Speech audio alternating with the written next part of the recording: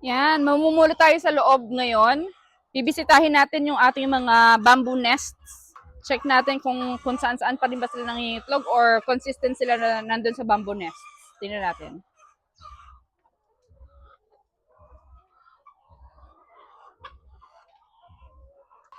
So far, looking good. Ito meron dito sa bamboo nest. Sige, doon ka na. Ay, meron tayong 3 dito. Baka napapansin nyo, may mga iba kaming itlog na hindi kinukuha. Pero yung kasi mga fake eggs namin, parang training eggs. Para malaman ng mga manok na dapat dito sila sa nest nangingitlog. Baka lang may mga magtaka sa inyo.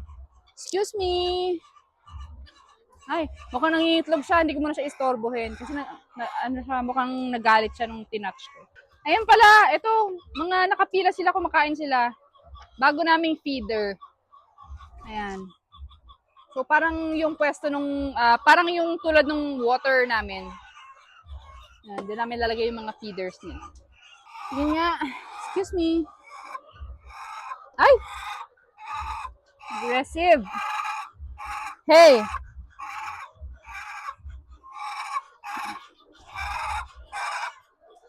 Ito meron ditong 2, 3, 2, 4, 6, 7. Ay, nakikita nyo ba sila? Ang sisiglan nila ngayon. Tapos meron dito ng 2. Sorry. Simula nung hindi na ganun kainit, nung nagsa-start na muulan na araw-araw, yun na, sobrang sisiglan na nila. Ay!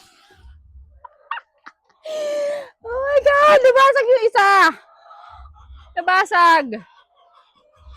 Ay, nako. Okay lang yan. Ganun talaga. Oh, ano dyan? Hey! Oops, nakatukain mo pa. Excuse me. Ito ka. Ito ka rin. Yeah. Ito ang dami oh.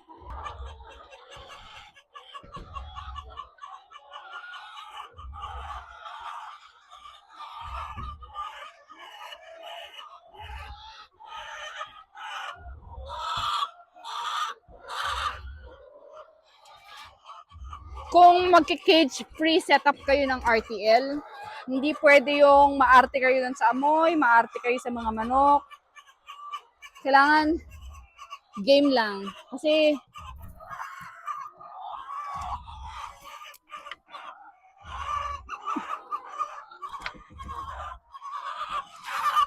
hindi maiiwasan na madudumihan kayo.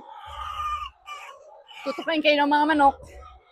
Saka makakamoy kayo ng mga pupon nila. Yan natin dito. Haha, marami dito.